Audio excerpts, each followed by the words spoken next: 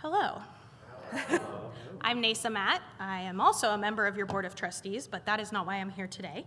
I use she, her pronouns, and I am part of the team that asked all these lovely people to write letters. Marina, our wonderful, wonderful Marina, also really helped a lot with coordinating this service. So I feel like it was very teacher of me to ask you all to do that. So I was on brand. All right. My letter to myself is from December of 1997. Well, writing to myself in December of 1997. Dear Neysa, I know it hurts a lot right now, moving to 2 new houses just 2 days before Christmas, splitting everything into 2 piles, clothes, toys, shoes, even your pets, leaving behind the only house you remember, a space filled with memories of family celebrations and craft projects on the kitchen table.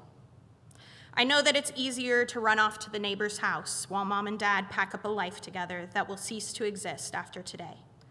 But don't forget to take one final walk through to the house and say goodbye. I know it's scary thinking about spending half your time with dad. It is going to be an adjustment, and you're going to miss mom a lot. But if you give him time, you and dad will work on some pretty fun projects together.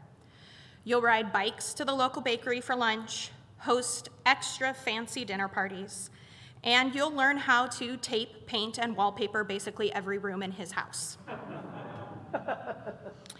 I know you've been wishing that they would just get back together, using any excuse to put it out into the universe.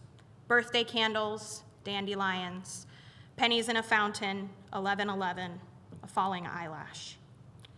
Your wish isn't going to come true, no matter how much you want it with all your heart. And that's okay. Because mom and dad are going to find someone even better for them, someone who they can be their true selves with. Mom will come out first, and you're going to feel pretty confused and alone, as if being a middle schooler wasn't hard enough already. You'll worry that your friends are going to cast you out because of her friend that spends the weekends at your house. Don't underestimate them. You have really great friends, and they love you for who you are. Actually, they don't even really care when you tell them about mom's girlfriend. They just want to go back to playing dodgeball. When dad comes out a few years later, it feels like you've already done the hard work of figuring out how to navigate life as a queer spawn. I love that term, queer spawn. That's me. But then, the best thing happens. You meet your dad's new partner. Papa is such a great balance to your organized, color within the lines dad. You and Papa joke that you're creating Peter Pan University, a program to help dad be less uptight and learn to have fun. His assignments include going to the arcade at the movie theater, taking the ferry to Alcatraz, and embracing imperfections. Your relationship with dad grows so much because of the playfulness and joy that Papa brings to the time spent together as a family. So in the end, as hard as it is in the immediate aftermath of mom and dad getting divorced, your life will be so enriched through the relationships that come next. Mama B and you share your passion for people and a deep concern for their well-being.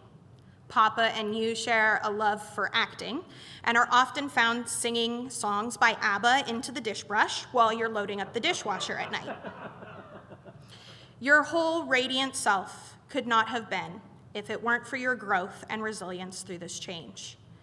Your sense of empathy and social justice grows as you learn about the joys and sorrows of the LGBTQIA+ community. You meet your best friend through your high school's Gender and Sexuality Alliance, and together you work to counter hate in the small piece of the world where you live. You may not feel it at the time, but you truly do make a difference. You may not have gotten your wish in the end, but I think things turned out pretty wonderfully anyway. I am so, so proud of you. Love, me.